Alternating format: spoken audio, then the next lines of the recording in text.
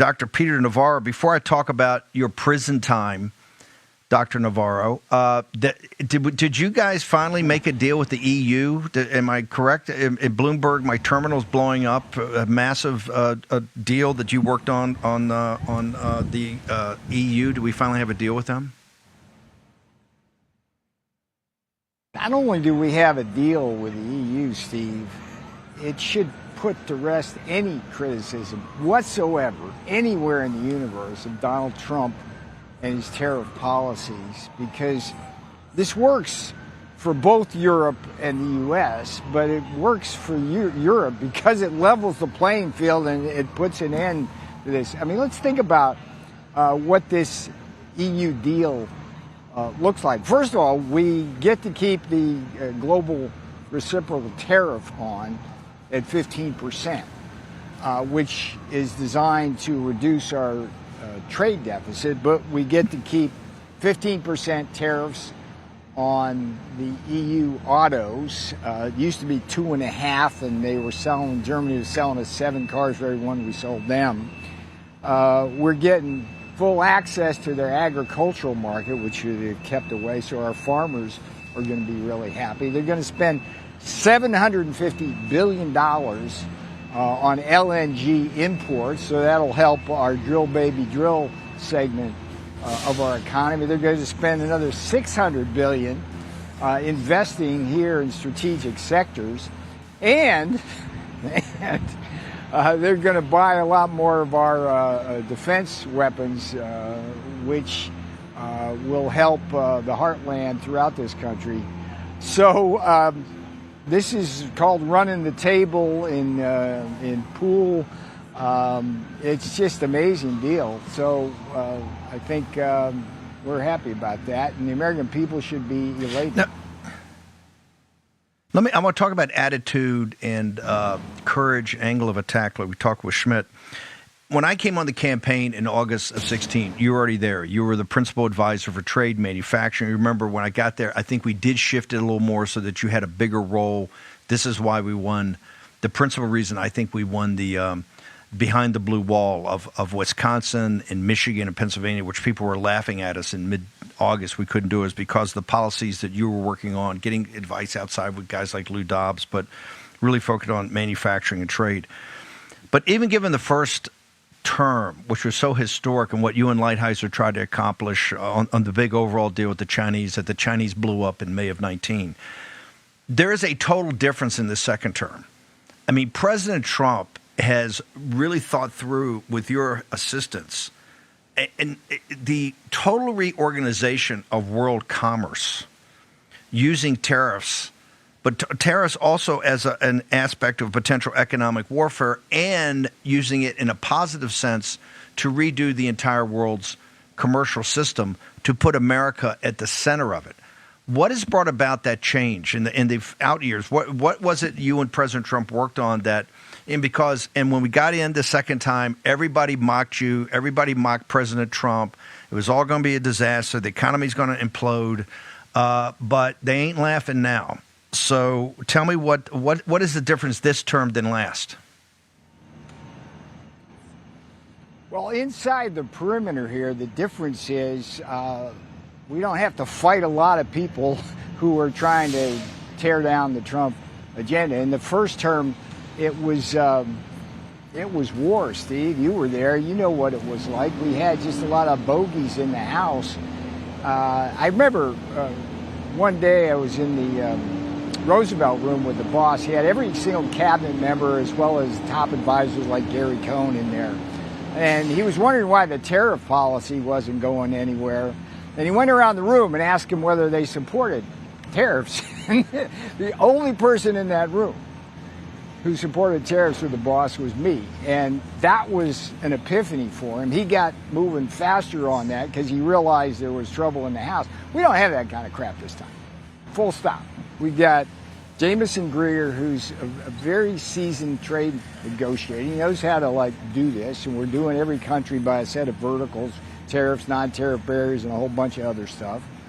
You got Scott Besson over at Treasury, who you and I know well and consider a friend, who sees the chessboard, like a chess master, not quite like the boss, but Scott's right up there. Howard Lutnick has been a breath of fresh air. He's brought kind of the creativity of Wall Street with the MAGA edge on. He's fully committed now to trade policy. And Donald Trump, above all, is the leader of this band, and he's got no fear this time around. And we have the advantage here, Steve. I think the one thing that really helps this time around is that all the panicans out there, from the Wall Street Journal on down, who claim that the tariffs are going to cause inflation, recession, and chaos, they said the same thing first term, and it didn't happen. So we got the credibility of street cred, and we got over $100 billion already in the bank. And Steve, the tariffs, a guy like Stephen Moore drives me nuts. I just want to say this to Stephen. I said it in a tweet the other day. It's like every time Stephen Moore says that tariffs are a tax cut on consumers, he hurts the Trump trade policy, and it's just false. What tariffs are right now are tax cuts and debt reduction. Steve, we're going to get over $2 trillion. No, I think it's $2 trillion we're going to raise over the next 10 years on debt reduction. Yeah, it's Steve Moore, who's a friend of all ours, but he keeps arguing that, and this is the mentality of the Republican Party, that tariffs are like a tax increase on consumers. It's just not true. Dr. Peter Navarro and Donald Trump are proving that every day. It's been extraordinary. And a hat tip on the EU deal. People said it could never be done. You done did it. So extraordinary work there, Dr. Navarro. Now, I want to pivot for a second, because you're not only, you and Miller are the two longest serving advisors to President Trump, and you guys have been in the trenches in some of the darkest days, and both of you guys are. Yeah, but Scavino, yeah. With Scavino, I consider, because Scavino's different. He's like an operator. I mean, what he does with that video footage and what he's made, he's become a master filmmaker. You guys have been in the trenches on the policy side in some pretty dark days. And guess what? On immigration, on sealing the border, on deportations, on everything you've done on trade and all the time. And we got many, many tough fights ahead, particularly with the Chinese Communist Party. But you're also a cultural icon now, because you stepped up, would not flinch, would not bend to Nancy Pelosi, and now we're finding out the criminality of the J6. You went to prison, particularly at the advanced age. I'm saying it here for the first time. I've never said this. I've always said Peter Navarro is my younger brother. He's only younger in his biological clock, because he's a maniac about working out. He's actually my older brother as far as age go. Talk to us about the book, and particularly the title of the book. And I'm very honored that it's a war room book, and we're going to have a huge rollout for this. But the title is gripping. You went to prison. You, Dr. Navarro, went to prison, so the audience doesn't have to. What did you mean by that? Why did you title the book that? You think we still live in this darker times, that potential prison after President Trump leaves in later years, that could still be an issue for the MAGA movement, sir? There's no questions, Steve. If this goes to the Democrats in 28, or the Democrats get the House, the subpoenas start flying, everybody's at risk. I went to prison so you won't have to. That's the title of the book. The subtitle is kind of interesting, A Love and Lawfare Story in Trumpland. The title is a tagline from the speech I gave at the Republican National Convention the night before Donald Trump was nominated. And what was interesting about the speech that night is literally that morning, about 2 a.m., I had gotten out of prison, got on a plane, came up to Milwaukee. But what I meant by that, I went to prison so you won't have to, means that I'm your wake-up call. If they can come for me, they can come for you. And look, everybody in the war room knows they're coming for us. They're coming for us, right? It's just a question of whether they have the power. And one of the things I do, and I went to prison so you won't have to, is identify this guy, Walter Giardina, a very important player here for America. He's the guy that put me in leg irons and handcuffs, took me down with 4 other armed agents at Reagan National Airport, when they could have just as easily called me on the phone and said, hey, Navarro, go down and report. They didn't do that. It was a total circus arrest, like Mar-a-Lago raid was a circus event, like what they did to some others in Trump land. But what's interesting, and there's an article that popped yesterday that I wrote at Breitbart, and the reason why it's important is because this guy Giardina is the thread across the weave of the tapestry of the weaponization of government and the deep state and the rhinos against Donald John Trump since he was a candidate in 2016. And you see this guy, FBI agent Walter Giardina, former, because Kash Patel fired that SOB, good for him. But you go across the arc of the tapestry of this, Steve, and it starts with the Steele dossier in 2016. This was the fake Clinton research that set the whole Russia hoax going. And guess what? Giardina was one of the FBI agents that vetted it and cleared it and said it wasn't fake. So start there. That begat Crossfire Hurricane and the Russia hoax. Now, at the same time, Steve, I don't know if you know this, there was an Egyptian hoax going on they called Crimson River Red Masari. It was an operation run with the help of Giardina. All this is alleged by whistleblowers, by the way, that Chuck Grassley got out. And what they alleged was there was a $10 million contribution to Trump's campaign. I mean, it was total false, but it allowed Giardina and the FBI and DOJ to go after. And then Giardina goes over to the Mueller investigation, serves there. Mysteriously, everything disappears from his laptop, got wiped clean, shades of Hillary Clinton.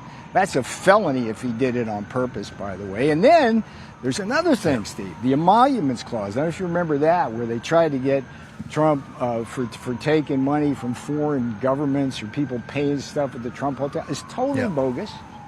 It was just a fishing expedition. He was there. And then, Steve, the worst one in many ways was Arctic Frost, because that's the one that came, the J6, the electors issue, the whole controversy over the election. And that one not only went after Trump and Pence, but it did ensnare and cause misery and millions of dollars in costs to a lot of people we know and love.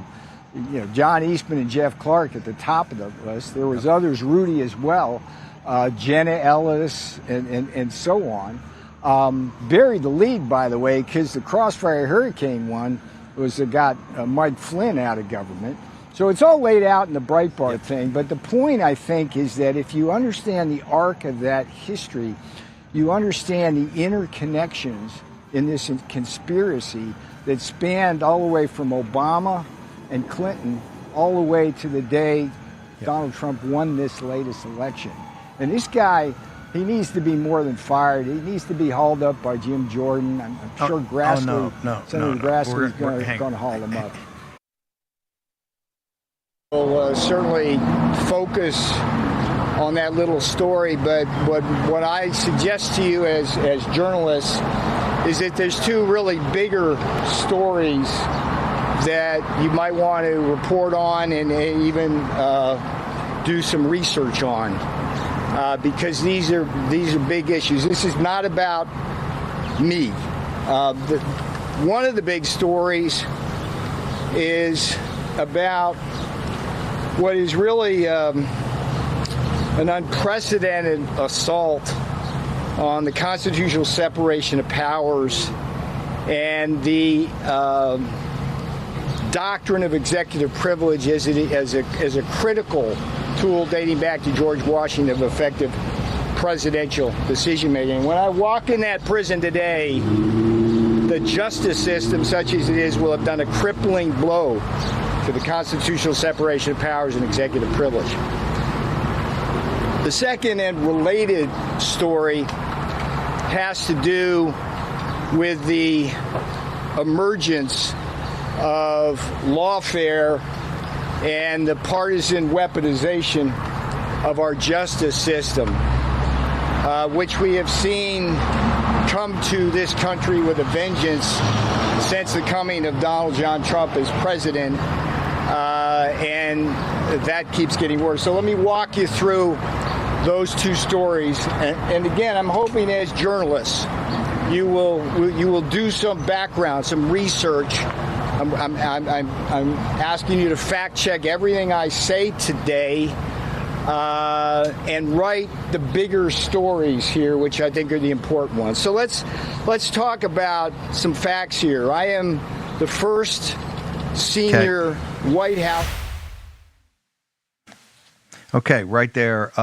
That was historic. 19 March of the year of our Lord 2024. Dr. Peter Navarro, that is right outside the prison in Miami. And Peter, what I always admired about you, totally unflappable. People got to understand, when you're about to step into prison, because you don't know what's on the other side, you're calm, collective.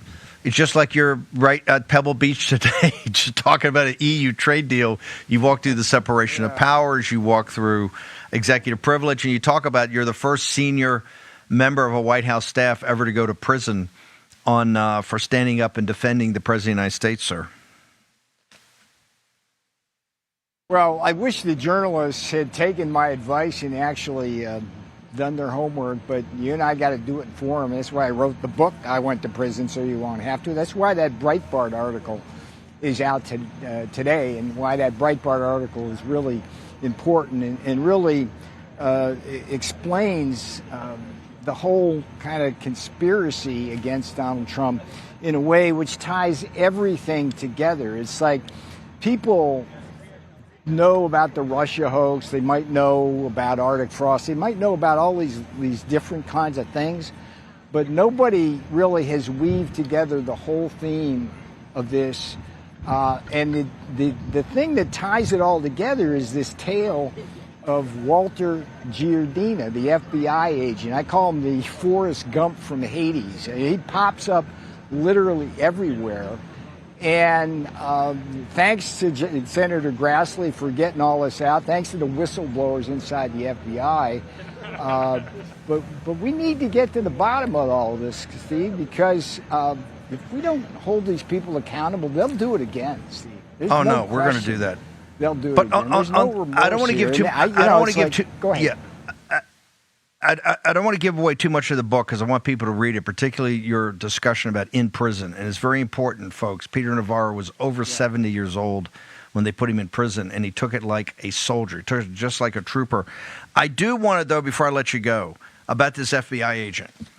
You're a senior advisor to the president, and people should understand, as an assistant to the president, that is the equivalent of a major general. I think the rank is a major general in the Army or the Air Force, or a admiral in the Navy.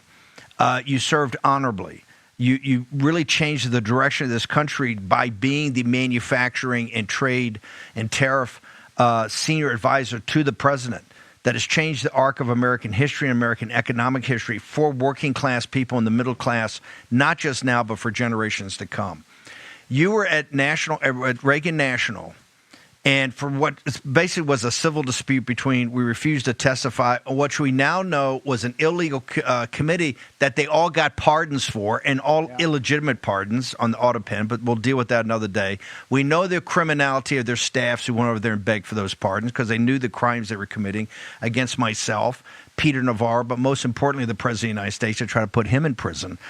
They went to National Airport, and they basically went there to humiliate you. They went there. They dragged you out. They put you in chains. They gave you the handcuffs to go around, but also the leg irons.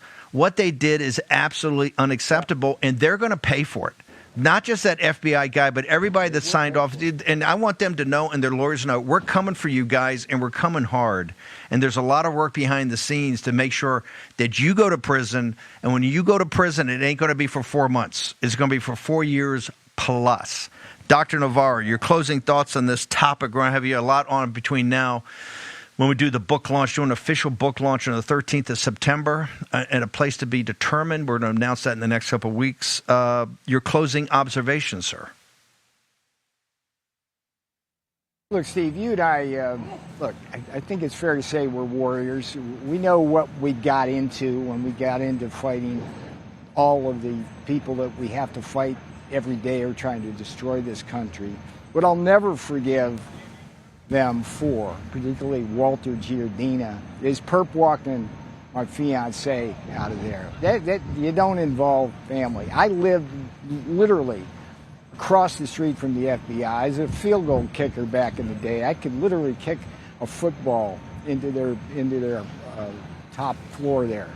And they chose to do what they did. So I went to prison so you won't have to. I'm your wake-up call. If they can come for me, they can come for Donald Trump. If they can come for Steve Bannon, Steve, you and I went to prison. They can come for the rest of you, War Room. So let's get them. I'm an Old Testament kind of guy. Where they go? It's not about retribution. It's about holding them accountable. I don't know. You see, Navarro, you're not a particularly religious guy, but you're a good man, so you're not for retribution. I'm retribution, baby. I'm all for it. I'm a big believer in retribution, both Old Testament particularly guys. for these scumbags. No, we got to hold them accountable.